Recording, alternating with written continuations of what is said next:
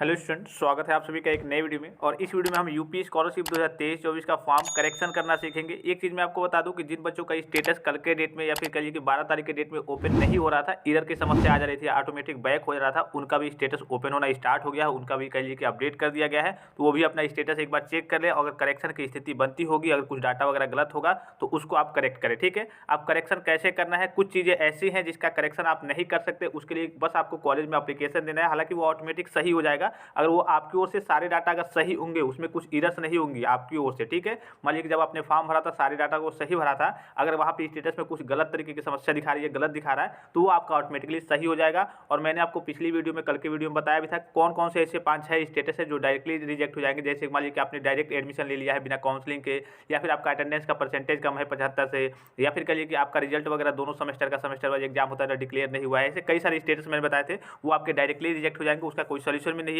अगर आपका कोई सोल्यूशन करिए कि विभाग की तरफ कोई नोटिस आते हैं, आपके रिगार्डिंग कोई नोटिस वगैरह आती है, तो मैं आपको तत्काल प्रभाव से इन्फॉर्म करूंगा। ठीक है, इस वीडियो में हम करेक्शन करना सीखेंगे। तो करेक्शन करने के लिए सबसे पहले आपको क्या करना होता है, गूगल में जाना होता है। गूगल में आपको सर्च करना होता है यूपी स्कॉलरशिप। यूपी स्कॉलरशिप की ऑफिशियल वेबसाइट पे आपको विजिट करना होता है। यहाँ से आपको थ्री डॉट पे रेड कलर पे क्लिक करके एरो पे यहाँ पे डेस्कटॉप साइट पे कर लेना होता है। ठीक है, अब यहाँ पे जो पहला यूपी स्कॉलरशिप की ऑफिशियल वेबसाइट होगी, इस पर आपको क्लिक करना होता है। जैसे इस पर क्लिक करेंगे आपके सामने कुछ इस प्रकार का इंटरफेस ओपन होकर आएगा। यहाँ पे स्टूडेंट का जो ऑप्शन दिखेगा, इस पर आपको क्लिक करना है। ठीक है, उसके बाद से फ्रेश या फिर रिन्यूअल जो दूसरा ऑप्शन है या फिर तीसरा ऑप्शन है, इसी में से कोई आपको एक चूज करना होता है। अगर आपने पहली बार फॉर्म फिलअप किया होगा तो फ्रेश लॉगिन, या फिर दूसरी बार फॉर्म फिलअप किया होगा, या फिर तीसरी बार या फिर चौथी बार तो रिन्यूअल लॉगिन पे क्लिक करना है। सपोज कीजिए कि आप कक्षा 11 या फिर कक्षा 9 के स्टूडेंट्स हैं। अब चूंकि 9 की बात करें यहाँ पे, तो प्री मैट्रिक की हम बात नहीं कर रहे हैं, हम तो करेक्शन कर रहे हैं पोस्ट मैट्रिक का। तो आप अगर कक्षा 11 के स्टूडेंट्स हैं तो आपको फ्रेश लॉगिन करना है। अगर आपने कक्षा 11 में फॉर्म फिलअप किया था, इस बार आप 12 में फॉर्म फिलअप किए हैं, तो आपको रिन्यूअल लॉगिन पे क्लिक करना है। सपोज कीजिए कि कक्षा 11 में आपने फॉर्म को फिलअप ही नहीं किया था, डायरेक्टली आपने कक्षा 12 में फॉर्म को फिलअप किया है, तो इस केस में भी आपको फ्रेश लॉगिन पे करना है, इसलिए कि आपने पहली बार ही पोस्ट मैट्रिक में फॉर्म को फिलअप किया है। इसी प्रकार से कोई कोर्सेज वगैरह आप कर रहे हैं, आपने फर्स्ट ईयर में फॉर्म फिलअप किया था और सेकंड ईयर में भी फिर से आपने फिलअप किया है, अभी फिलहाल में सेकंड ईयर में है, तो आपको रिन्यूअल लॉगिन पे क्लिक करना है। या फिर मान लीजिए कि आपने पहली बार उस कोर्स में फॉर्म को फिलअप किया है स्कॉलरशिप का, तो आपको फ्रेश लॉगिन पे क्लिक करना है। तो जो भी आपका होगा वहाँ पे थोड़ा सा क्लिक किया रहना, और कहीं साइड में ये व्हाइट वाला पोर्शन छोड़ के कहीं साइड में आपको क्लिक कर देना है। फिर 4 ऑप्शन आपके पास आएंगे। पहला 9-10 के लिए है, दूसरा इंटरमीडिएट स्टूडेंट लॉगिन 11-12 के लिए है, और तीसरा जो दिख रहा होगा post matric other than inter student login, ये 9-10 और 11-12 को छोड़ करके उससे ऊपर की जितनी पढ़ाई होती है, जितने कोर्सेज वगैरह होते हैं यूजी के, पीजी के, डिप्लोमा के, अर्थात ऐसे कहिए BA, BSc, MA, MSc, BCom, MCom, BBA, MBA, DElEd, ITI, polytechnic, BTech, BTC, BCA, MCA, जितने कोर्स होते हैं 9-10, 11-12 को छोड़ करके उससे ऊपर आईटीआई वगैरह सभी के लिए तीसरा ऑप्शन है। और चौथा ऑप्शन भी उन्हीं सभी के लिए है, पोस्ट मैट्रिक के लिए है, लेकिन अदर स्टेट के लिए है, तो तीसरे ऑप्शन पर आपको क्लिक करना है। ठीक है, जो भी आपका होगा, अगर आप 11-12 के स्टूडेंट्स होंगे तो आपको दूसरे ऑप्शन पर क्लिक करना है। फिर कुछ नॉर्मल से डाटा मांगे जाएंगे। यहाँ पे आपको रजिस्ट्रेशन नंबर भरना है, यहाँ पे डेट ऑफ बर्थ भरना है। अगर आप कहिए कि फ्रेश फॉर्म फिलअप किए होंगे तो यहाँ पे हो सकता है आपकी जगह पे ये जो डेट ऑफ बर्थ है, इसके जगह पे आपको मोबाइल नंबर फिलअप करना होगा। ठीक है, यहाँ पे पासवर्ड फिलअप करना है। पासवर्ड अगर याद नहीं है तो यहाँ से आपको फॉरगेट कर लेना है। ये जो कैप्चा दिख रहा होगा, इसको यहाँ पे फिलअप करना है और यहाँ पे सबमिट का ऑप्शन पे क्लिक करना है। चलिए सारी चीज़ें फिलअप करके फिर मैं आगे को प्रोसीड करके आपको दिखाता हूँ। अब देखिए सारी चीज़ों को फिलअप कर लिया गया है। यहाँ पे जो सबमिट का ऑप्शन दिख रहा होगा, इस सबमिट वाले ऑप्शन पे क्लिक कर देना है। यहाँ पे आपका लॉगिन हो जाएगा। ठीक है, अगर नीचे की ओर आएंगे तो यहाँ पे क्या होगा, ये आपका कॉलेज लेवल का स्टेटस है, ये दिख जाएगा कॉलेज से आपका फॉरवर्ड हुआ है या फिर नहीं। ठीक है, और कॉलेज में ये आपका अटेंडेंस का परसेंटेज दिख जाएगा, जिससे कि इनका 76 है। अगर आपका कम होगा तो जो मेन स्टेटस रिलीज हुआ है उसमें लेस देन 75% होगा, और इस केस में आप उसमें करेक्शन भी नहीं करा पाएंगे। तो यहाँ पे 3 पैरेलल लाइन पे आपको क्लिक करना है और नीचे की ओर आना है। सबसे नीचे की ओर आएंगे तो एक ऑप्शन आ जाएगा, सबसे नीचे तो एक करेंट स्टेटस का आपका ऑप्शन आ जाएगा। यहाँ देखिए चेक करेंट स्टेटस, ये फ्री शिप कार्ड हो गया, इनको फ्री शिप कार्ड मिला है। मैंने आपको बताया था कि फ्री शिप कार्ड क्या होता है, इसके लाभ क्या है, कितने लाभ हैं और किन बच्चों को मिला है, इसके बारे में मैंने ऑलरेडी जानकारी दे दी है। यहाँ पे देखिए आवेदन पत्र को संशोधित करें। ठीक है, इस वाले ऑप्शन पे क्लिक करना है, और जो आपका फाइनल प्रिंट है, जो आप पहली बार फॉर्म को फिलअप किए होंगे तो 3 दिन लगता था, तो इसमें आपका तुरंत मिल जाता है। ठीक है, अब देखिए इनके स्टेटस में क्या समस्या आ रही है, तो स्टेटस आपका यहाँ पे करेक्शन करना आएंगे तो मेंशन होकर आएगा enrollment number, roll number, marks not match with university uploaded data, यानी कि आपका इनरोलमेंट नंबर गलत हो सकता है, या फिर रोल नंबर गलत हो सकता है, या फिर जो मार्क्स आपने भरा है इसमें प्रीवियस ईयर का। अब अच्छा, प्रीवियस ईयर के बारे में काफ़ी सारे स्टूडेंट्स कन्फ्यूजन में रहते हैं, सर प्रीवियस ईयर में कैसे भरना है। मेरा मान लीजिए कि सपोज कीजिए कि मैं अभी फाइनल ईयर में हूँ। ठीक है, तो पिछले दोनों साल का भरना है या फिर 1 साल का भरना है। तो मैं आपको बता दूं कि अगर मान लीजिए आप किसी भी, मान लीजिए कोई कोर्स कर रहे हैं किसी साल है, तो आपका पिछले 1 साल का ही बस भरना होता है। सपोज कीजिए कि आप किसी कोर्स के फाइनल ईयर में यानी कि 3rd ईयर में है, तो आपको फर्स्ट ईयर से मतलब नहीं है, फाइनल ईयर में है तो आपको जो सेकेंड ईयर का डाटा है, जो टोटल मार्क्स है, कितना पाया था और कितने टोटल कितना था और टोटल में आपने कितना पाया था वो भरना होता है। लेकिन यहीं अगर आपका सीजीपीए और एसजीपीए फॉर्म में रिजल्ट आता है तो उसमें आपको टोटल में आपको 10 भरना होता है और सीजीपीए आपका जितना होगा 7.13 होगा, मतलब जो भी होगा 8 होगा, 8 दशमलव कुछ होगा, जितना भी होगा वो आपको सेमेस्टर प्रणाली चूज करके सीजीपीए फॉर्म में भरना होता है। जो अगर आपका सीजीपीए और एसजीपीए फॉर्म में रिजल्ट आता है तो ठीक है। अगर आपका नॉर्मल रिजल्ट आता है टोटल, जैसे पॉलिटेक्निक की बात करें, एग्जाम तो उनका भी सेमेस्टर वाइज होता है, लेकिन उनका एग्जाम जो रिजल्ट है वो नॉर्मल आता है टोटल में, हाँ इतने में 1200 में इन्होंने 500 पाया है, 1300 में इन्होंने इतना पाया है। लेकिन अगर आपका एसजीपीए और सीजीपीए फॉर्म में आता होगा तो वहाँ पे सेमेस्टर प्रणाली चूज करके, सीजीपीए प्रणाली चूज करके आपको उस प्रकार से भरना होता है। यहाँ पे ये जो फीस का ऑप्शन है ये आपका ओपन नहीं होगा, ठीक है। ये पहली बार ही कॉलेज से वेरिफिकेशन हो जाता है, पहली बार जब आपका फॉर्म फिलअप होता है, फॉरवर्ड होता है। यहाँ पे देखिए, यहाँ पे कुछ बच्चों के कन्फ्यूजन थे। ये जो ऑप्शन दिख रहा होगा दूसरा वाला, गत वर्ष का परीक्षा फल, तो एक चीज़ मैं आपको क्लियर कर दूं, अगर आप पास हैं, आपकी मार्कशीट पे भी, आपके रिजल्ट पे भी लिखा रहता है प्रीवियस ईयर में पास है तो पास भरना है। सपोज कीजिए कि अब इनका ही मैं आपको रिजल्ट दिखा देता हूँ, ठीक है।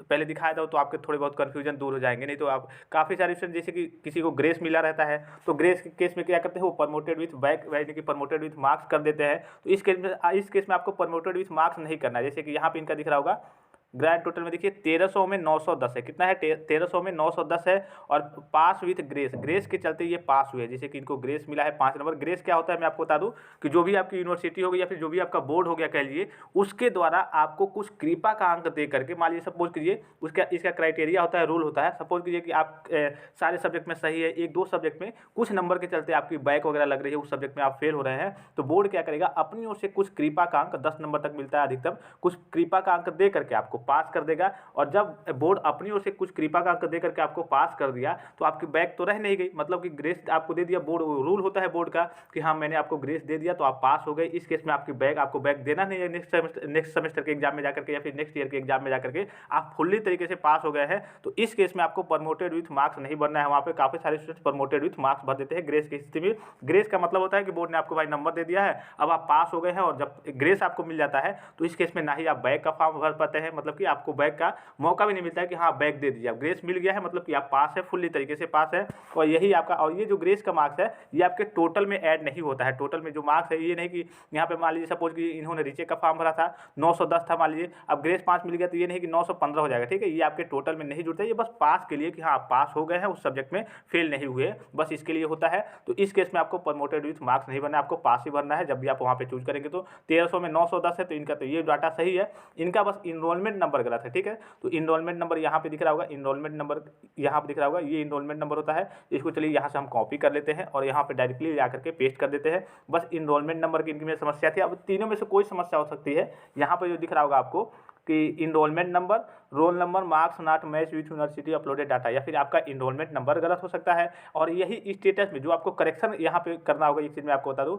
जो भी चीज़ आपको करेक्शन करना है वो यहाँ पे शो होगा स्टेटस में, वही ऑप्शन केवल ओपन होगा, ठीक है। अब enrollment number, roll number, marks mismatch की समस्या आ रही है तो यही सारे ऑप्शन शो होंगे, और अदरवाइज आपके में अगर कोई और समस्या वगैरह आ रही है तो उसके ऑप्शन आपके यहाँ पे शो नहीं होंगे। जो स्टेटस में दिखाएगा उसी प्रकार से ऑप्शन आपके शो होंगे। अगर आपके में कुछ अलग प्रकार की समस्या है, स्टेटस में कुछ अलग तरीके से दिखा रहा है, तो आप कॉलेज में एक एप्लीकेशन जरूर सबमिट कर देंगे। हालांकि वो ऑटोमेटिकली सही हो जाएगा, अगर आपकी ओर से सारे डाटा सही होंगे तो वो ऑटोमेटिकली सही हो जाएगा। लेकिन आपका भी एक दायित्व तो बनता है कि मान लीजिए कि वहाँ पे दे देंगे, हो सकता है DWO लेवल से आपका एप्लीकेशन मांगा जाए कि हाँ डुप्लीकेट इनकम सर्टिफिकेट आपका दिखा रहा है। जैसे काफी सारे बच्चों में आपने देखा होगा इनवैलिड इनकम सर्टिफिकेट या फिर डुप्लीकेट इनकम सर्टिफिकेट की समस्या आ रही थी, ठीक है। अब ये क्यों आ रही थी, जैसे 2-3 भाई बहन है और फादर का इनकम लग रहा है तो एक ही फादर का लगाया है, तो सबका कहिए कि वहाँ पे डुप्लीकेट इनकम सर्टिफिकेट दिखा रहा है कि आपने गलत तरीके से या फिर गलत इनकम सर्टिफिकेट लगाया है। तो इसके लिए आपको एक कॉलेज में एप्लीकेशन देना है। हो सकता है कि DWO लेवल पर जब मांगा जाए, विभाग मांगे कि हाँ कि इनका डुप्लीकेट दिखा रहा है, तो आपका एप्लीकेशन फॉरवर्ड हो जाएगा कि हाँ इस बच्चे के मतलब इसके 3-4 भाई बहन है और एक फादर का इनकम लग रहा है, तो सभी इनकम अपना एक ही फादर का लगाया है तो इसलिए डुप्लीकेट दिखा रहा है, तो वहाँ से फिर से वेरीफाई कर दिया जाएगा। हालांकि ये ऑटोमेटिक हो जाना चाहिए,